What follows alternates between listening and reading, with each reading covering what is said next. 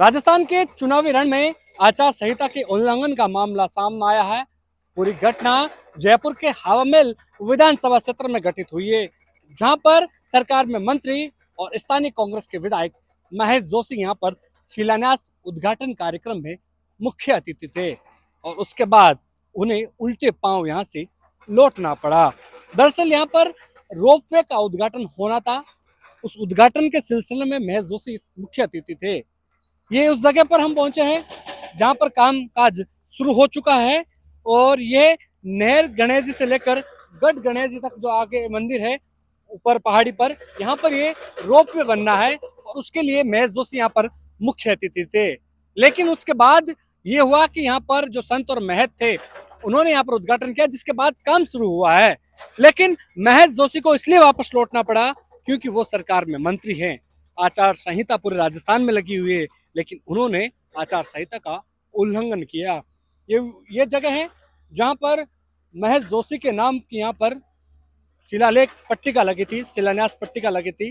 रातों रात इस पट्टिका को खड़ा किया गया, पट्टिका को चस्पा किया गया, लाल पर्दा लगाया गया और जैसे ही यहाँ पर महेश जोशी खड़े थे, उद्घाटन करने वाले थे, लेकिन चुनाव आयोग की टीम यहाँ पर पहुंच गई। उसके बाद जो यहाँ पर टेंट लगा रखा था उस टेंट को भी हटा दिया।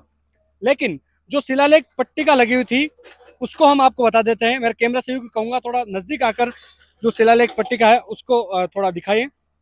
देखिए, ये जो शिलालेख पट्टिका थी जिसमें आप देख सकते हैं कि श्री गढ़ गणेश मंदिर से ब्रह्मपुरी पर आमजन और श्रद्धालु की सुविधा हेतु प्रस्तावित रोपवे है, उसका भूमि पूजन और शिलान्यास कार्यक्रम होना था 19/10/2020 यानी गुरुवार को। आज को मुख्य अतिथि थे महेश जोशी, कैबिनेट मंत्री PhD भूजल।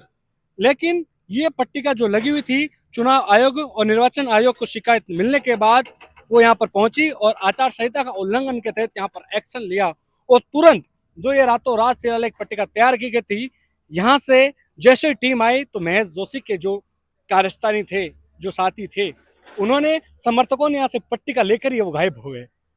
लेकिन फिर भी चुनाव आयोग ने एक्शन लिया और महेश जोशी को 2 या 3 दिन का नोटिस दिया गया।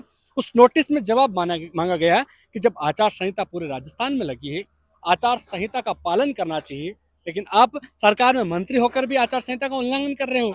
लेकिन क्या करें, वोट का मामला है और जब इस विधानसभा क्षेत्र में महेश जोशी यहाँ से निर्वाचन हुए और अब उनको लग रहा है कि कहीं ना कहीं जनता को लुभाना है, तो यहाँ पर जनता को जाते जाते सौगात भी देनी है।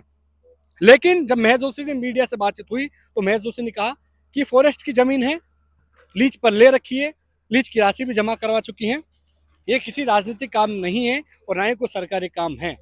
ये एक आमजन से जुड़ा हुआ, श्रद्धालु से मंदिर से जुड़ा हुआ काम था और जिसके उद्घाटन के लिए पहुंचे थे। लेकिन वो यदि चुनाव आयोग में उनको लगता है कि चुनाव आयोग को लगता है कि ये आचार संहिता का उल्लंघन है, तो मैं उनका पालना करूंगा। यहाँ मंदिर में ठीक नहीं है, लेकिन एक पार्टी के लोग ऐसे हैं जो न तो खुद कुछ करते और कोई दूसरा करने लगता है तो उसको रोकते। और आज तक इतने जनप्रतिनिधि जयपुर में हो गए, आप बताइए गोविंद देव जी के मंदिर में किसने सेवा करी?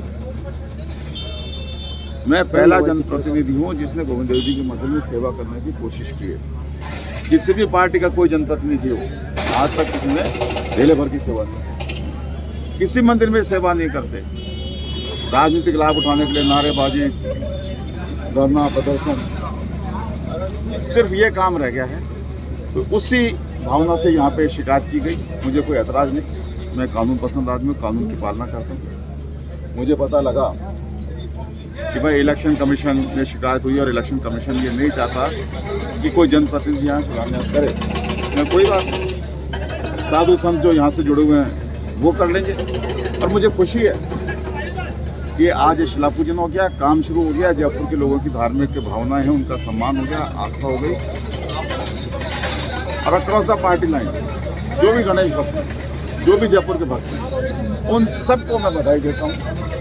सबका प्रयास ये होना चाहिए कि जो तय समय है उस तय समय में ये रोपवे का काम पूरा हो और जो लोग जिनको परेशानी है दर्शन करने में उनको परेशानी दूर हो। भाई साहब, बीजेपी का ये तर्क है कि लेकिन जब सवाल खड़ा होता है कि वो सरकार में मंत्री है, फिर उन्हें इस बात का अंदेशा नहीं था? बिल्कुल था। लेकिन फिर ना जाने कौन सी ऐसी उनकी राजनीतिक भूत सवार था कि वो यहाँ पर पहुंचे और फिर उसके बाद आचार संहिता का उल्लंघन के बाद उनको नोटिस थमाया गया। दरअसल ये सिर्फ एक शिकायत भर नहीं था, बल्कि एक प्रमुख अखबार में पूरा फुल पेज विज्ञापन छपा था और जिसमें साफ बताया गया था मुख्य अतिथि महज जोशी सरकार के मंत्री इस कार्य के इस उद्घाटन समारोह के शिलान्यास समारोह के मुख्य अतिथि है। और उसके बाद वो यहाँ पर पहुंचते हैं, कुछ समर्थकों के पास पहुंचते हैं और समर्थकों के साथ यहाँ पर टेंट लगा रहता है और यहाँ पर कुछ पंडित और विराजमान मुख्य अतिथि भी होते हैं।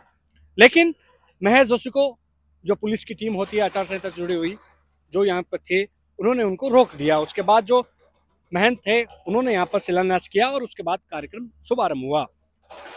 लेकिन महज जोशी ने आरोप लगाया है कि ये चुनाव आयोग में विपक्षी पार्टी के नेता ने चुगली की है, यानी कि शिकायत की है और उनकी शिकायत के तहत ही ये एक तरह से कहें कि चुनाव आयोग ने एक्शन लिया है। लेकिन उनको नहीं पता कि जब आचार संहिता लगी हुई है तो जरूरी है ऐसे उद्घाटन करना, लेकिन जरूरी है वोट बैंक का जो सवाल खड़ा होता है। और ऐसे में जब महज जोशी यहाँ पर पहुंचे, चुनाव आयोग की टीम पहुंची, उन्होंने उनको रुकवाया, उद्घाटन नहीं होने दिया, शिलान्यास महज जोशी के हाथों नहीं होने दिया, क्योंकि कहीं ना कहीं ये एक राजनीतिक कार्यक्रम होने जा रहा था। लेकिन पहले ही निर्वाचन अधिकारियों ने उनको नोटिस देकर थमा दिया। उसके बाद उनको उल्टे पांव यहाँ से भागना पड़ा और भागते भागते उनके समर्थक यहाँ पर जो पट्टिका लगा रखी थी ब्लैक, जो कि कहीं ना कहीं जब बताते हैं कि जब ऐसे बड़े आयोजन होते हैं या बड़े ऐसे शिलान्यास होते हैं तो कहीं ना कहीं राजनीतिक दृष्टि से जो नाम होता है वो नाम का ही खेल है और वो नाम यहाँ पर चस्पा होने वाला था क्योंकि बड़ा ऐतिहासिक यहाँ पर रोपवे बनने वाला था। और ऐसे में महज जोशी चाहते थे कि जब उनके विधानसभा क्षेत्र में ये बड़ा काम हो रहा है तो क्यों ना उनका नाम चस्पा हो। लेकिन शायद किसी को ये मंजूर नहीं था, चुनाव आयोग तक शिकायत पहुंची, इसके बाद एक्शन हुआ। कैमरा सहयोगी मनीष के साथ विशाल शर्मा, जयपुर, राजस्थान तक।